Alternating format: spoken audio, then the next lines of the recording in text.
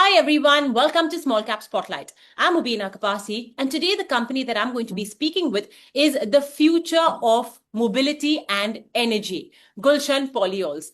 I have with me Aditi Pasari, the joint MD of Gulshan Polyols Ltd. Aditi, hi, thank you so much for joining us.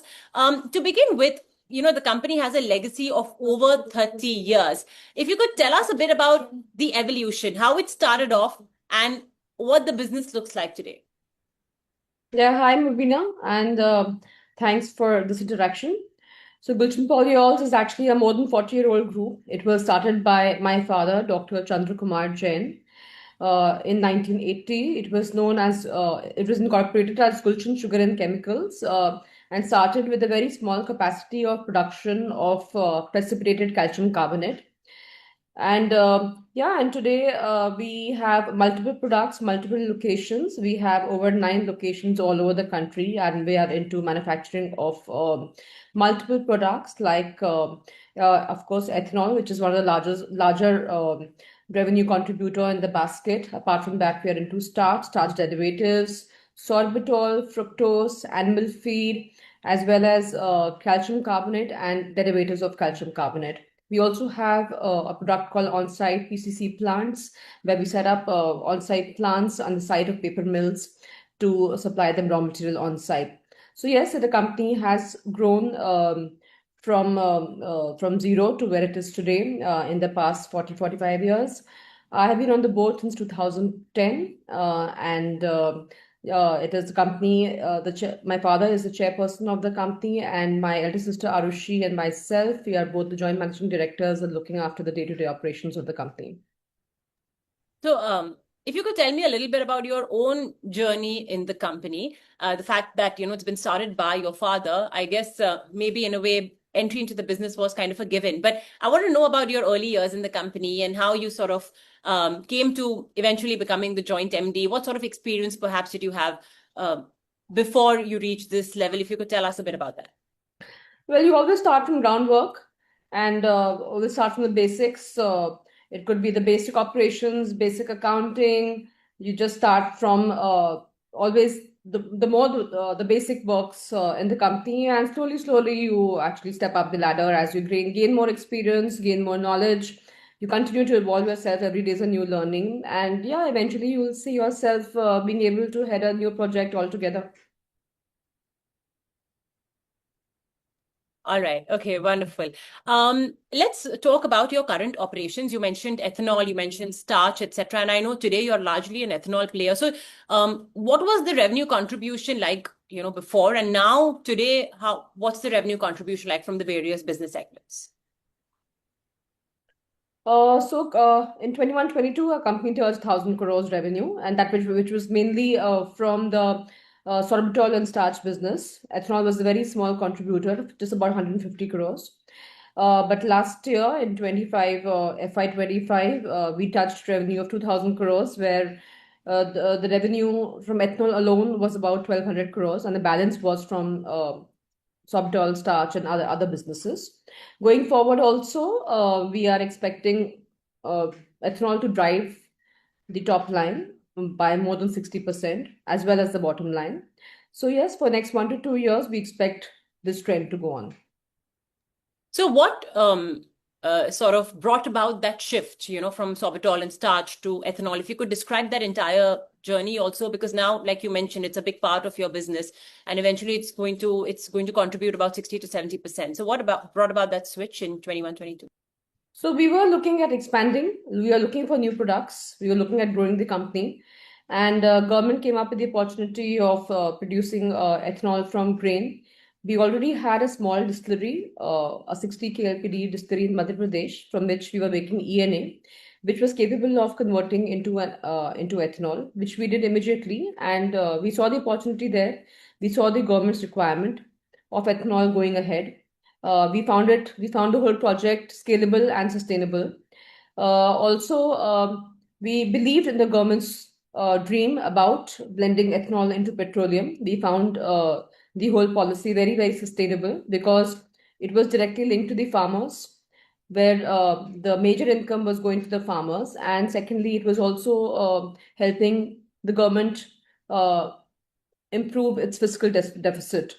So both the points were there to stay. It was for the benefit of the country, and we were anyways into grain processing. Our main raw material is maize and rice, even for our traditional business, which is sorbitol, starch, and fructose. So we had an expertise in this segment, and I think it was a great opportunity for us to take it up. And actually, we were one of the first movers to actually announce large capacities in the ethanol sector. Yeah, I think we're enjoying that advantage. Who would you say are, your competitors? And also, the fact is that it's a bit of a commoditized business. So how would you differentiate yourself from competitors in this business? See, it's very difficult to say point out any one competitor because we're into multiple products. So in different products, we compete with different companies. So I will not be able to actually do any kind of apple to apple comparison here. In ethanol, we have different people who are in the segment. In sorbitol, we have a different set of companies. Starch is different. So Just because for we're into ethanol, because multiple. that's just for ethanol, if you could probably share, because There are that's many ethanol plants in the country. There are over 400 ethanol plants in the country, but we are one of the ones with the largest capacities, one of the largest capacities in the country. So the many of them actually. Okay. If you could tell us about what sort of advantages you have. Like you mentioned, you were already, you were already processing grain. You had that experience, and then you just sort of brought out this amazing byproduct ethanol, which is now sort of being touted as the future, right? So could you tell us about how Gulshan Polyols stands out in that way? So of course we have an experience in grain processing. So that has always helped us because the basic production process, the manufacturing process of ethanol remains similar to what was our traditional business. Apart from that, we also were one of the first to set up these capacities in the country. We have a long-term offtake agreement with the government for 10 years, which gives us an advantage of assured orders from the government to a certain extent. And I think going forward, that is the main key because with so many capacities which have come up in the country, they're all actually fighting for allotments for quantities and orders from the government. But there we get an upper hand because we have a long-term offtake agreement, which is just about 30-40% of the current ethanol capacities in the country have that agreement which is signed. And companies which have the agreement and are operational. So I think there would be about 30% companies only. So we get that advantage over there. Plus, being having large capacities, we also enjoy the economies of scale. And one of our plants in Madhya Pradesh, which is actually a grain belt, we get the advantage of cheaper raw material in that belt. So multiple advantages which give us an edge in the industry. The long-term offtake agreement definitely sounds great, that revenue visibility. So currently, what your capacity is, you said you're the largest ethanol manufacturer. One of the largest. One of the largest. So what percentage would you say perhaps is secured via these long-term offtake agreements? And maybe do you think we could be seeing more such agreements signed with state governments on the anvil? I'll answer the second part. No more such agreements have been signed by the government. In fact, there are lots of players. The over 200 plants were struggling to have this agreement with the government, but government is not signing anymore because government doesn't require so much ethanol, the amount of capacities which have come up. So they are very clear that we have only signed up for how much we wanted, and the ones who have the agreement signed will get the priority. So we always get priority allocation on that basis. Sorry, what was your first question? The other question was that what percentage of your current manufacturing capacity is secured through these long-term offtake agreements?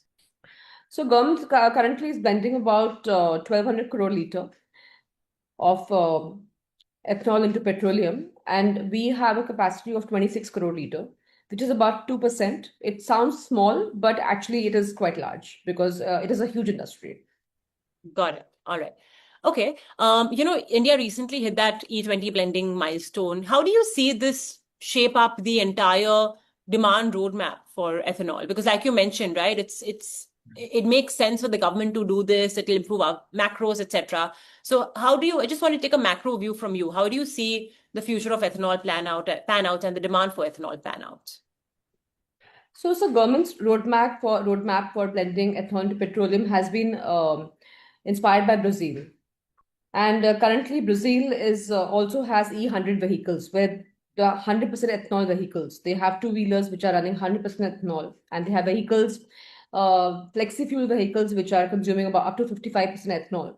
So government's vision has always been that, you know. In fact, that is what they had mentioned in all their speeches while we were setting up our ethanol plants. So E20 is just the first target which has been achieved, you know, where they were basically testing the waters. They were testing the readiness of the industry, readiness of the vehicles, the readiness of the economy, and that has been achieved.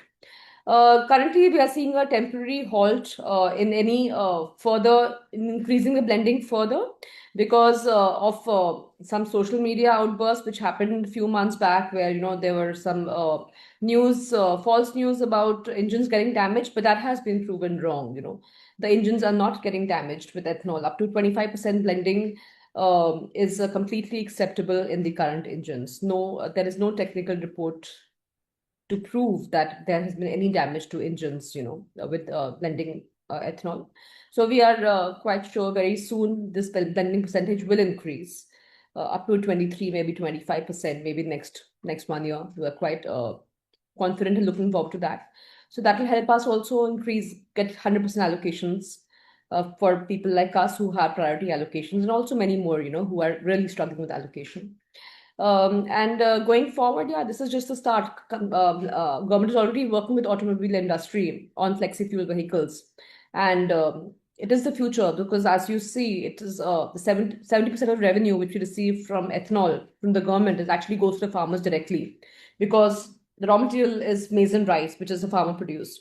So it goes to the farmer. So it is the rural industry which is getting richer, you know, by this. The farmers are getting better compensation, and government has saved more than 1,40,000 crores in foreign exchange with under this policy. So it's a win-win. So it has to only and only increase. All right. Okay, great. Ethanol is more than just involved in the fuel bit. There are a lot of byproducts as well. So there's DDGS that comes about. So how significant are these byproducts to your overall financials? Very significant. DDGS has a contribution of about 25% on top of the revenue contribution from ethanol. So very, very significant. All right. Now, raw material. I know you spoke about how you're procuring the grain, etc., from the farmers in the grain belt, but there is still a bit of volatility, right, over there. In fact, in general, commodity prices are subject to a lot of volatility. So how do you manage that and, manage the price fluctuations? Very fortunately, recently there has been a mandate from the government to procure 40% FCI rice for ethanol production. So 40% we have to procure FCI rice from the government at a fixed price and sell ethanol made from FCI rice. That has actually fortunately really improved the grain availability in the country and the grain liquidity in the country, because of which the prices have softened. And that is the reason for one of the major reasons why there has been a turnaround in the profitability of the company. See, in last 2-3 years, there was influx of ethanol plants.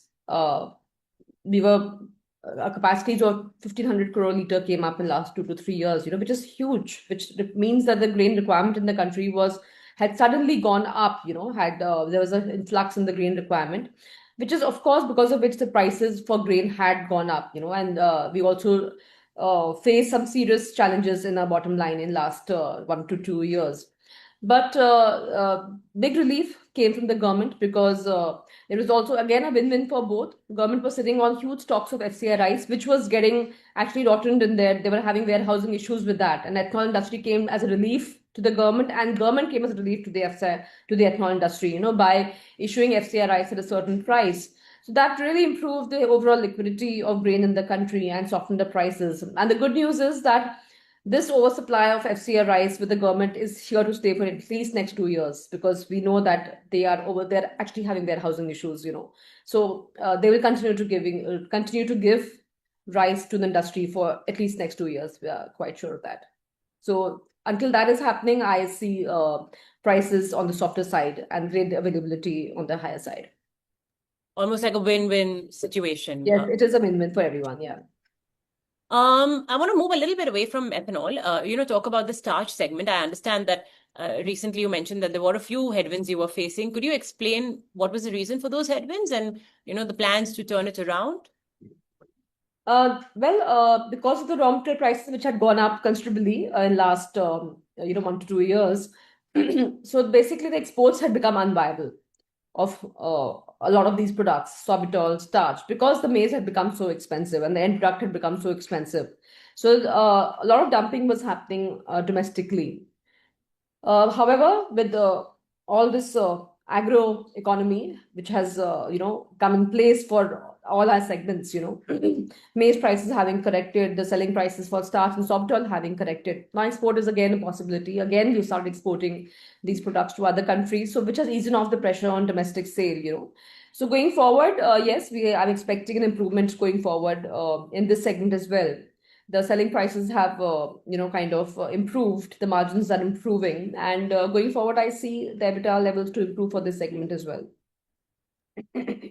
Coming back to ethanol, I know that this is one industry that has a lot of SOPs too. There is PLI, there are some other schemes as well. So I want to understand if you've been a recipient of any of the interventions and the policies that the government has announced for the industry. Oh yes, in fact, we have two plants of ethanol. One is in Madhya Pradesh and one is Assam. And both the plants are eligible for PLIs from the state governments. In MP, we get a PLI of 1.5 rupees per litre for 7 years. And in Assam, we are eligible to get a PLI of 2 rupees per litre for next 3 years. So both the plants are eligible for PLI. Apart from that, there are some other state incentives like GST reimbursements, some capital subsidies. So yes, and we also have received a first tranche of subsidies in MP from the MP government. We have received the PLI for 23-24 and 24-25 up to a tune of 21 crores, which was reported in Q3. So yes. My next question was on the debt on your books. If you could tell us what the debt stands at and, the reason why the debt has been taken, any roadmap perhaps to trim down the debt, if any. So we have a debt of about 400 crores in total, which is about 200 crores would be in long-term debt, which was taken for the capex for both these plants. And the balance is working capital. So a long-term debt enjoys interest subvention scheme. So it's available to us at about 4%. So we are getting an interest subvention scheme from the government. So that subsidies are coming to us. A little slow, but they are coming to us. So debt is available at about 4%, which is quite reasonable. So no plans of reducing long-term debt. We will just continue with the repayments, which are happening annually, quarterly. The working capital balance is working capital. And we are looking at improving the cash flows in the coming 4 to 6 quarters. And as the cash flows improve, the working capital will automatically come down. So. All right. Okay. Now I know you're more or less set for the next 2 years because you have this ethanol capacity that's only going to get utilized. I would like to just go a little further into the future. And if you have to talk about maybe FY28 onwards, I'm pretty sure that your contribution from ethanol is only going to be increasing. So what are your long-term targets for Gulshan Polyols, if there's anything set, whether it is revenue-wise or whether it's product segment-wise, if you could share a little bit about that. From the current capacities, current infrastructure, our company is capable of producing a revenue of 3,000 crores with all the plants running at 100% capacity utilization. That is subject to allotments, orders, market conditions, but yes, that's how the capacities have been designed. Of course, we will be looking at achieving at least 80 to 90% capacity utilization by FY27, That is the whole target. Again, subject to allotments. Any kind of new capex will happen in 27-28. We are looking at new products in the specialty chemicals space. But any new capex from the books will only happen in 27-28. We will look in the meanwhile, of course, we are in the planning stage, which takes time, identifying products and doing the backward planning of any new expansion. And in the meanwhile, we are just looking at improving the cash flows. I know you mentioned that your father's the chairman and it's you and your sister, but if you could tell us as well a little bit about your leadership team or the key individuals who are really helping you achieve these targets that you have set out for yourself and helping you really grow the ethanol business and reach its full potential. It's a teamwork, each of our plant, we have 9 plants. Each of our plant is uh, managed with its own professional team. We have chartered accountants, we have technical heads stationed at each plant. Each and every person counts. Very difficult to point out anyone.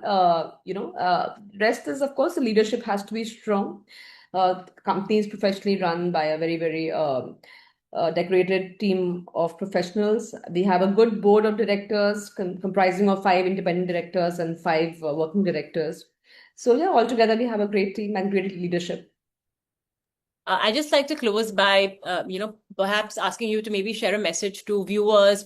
They may be potential investors already, somebody who's a shareholder of Gulshan Polyols, because, this was, ethanol was often called as a business which was very policy dependent. And now all of those doors seem to be opening up. You already mentioned, right, that you are the recipient of several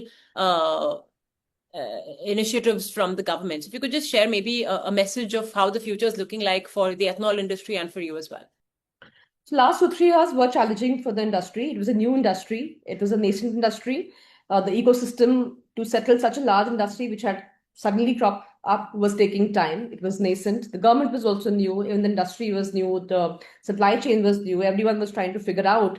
But each time, I think the good news is that each time we were in a challenge, the government has always come out and supported the industry. It gave periodically, it gave us incentives in prices for ethanol. It gave us FCI rice. So it has always and always come out and supported industry, which shows its dependence and interest and belief in the ethanol industry. So that is a very, very good news that we have always and always got a lot of support from the government. And the good news is that now we are in the U-turn recovery mode as well as the profitability is concerned. The bottom line is started improving in the last 3 quarters, and we continue. We are very confident that it will continue to improve quarter on quarter going forward. So I think the worst is behind us. The industry is very, very much settled. The government is very much settled, and it is here to stay. And everything that we had actually anticipated while setting up doing these large capex is now coming true. Like, yeah, we have started receiving the PLIs. The execution is bang on, so all going in favor. So yeah, I think going forward we are looking forward to good times.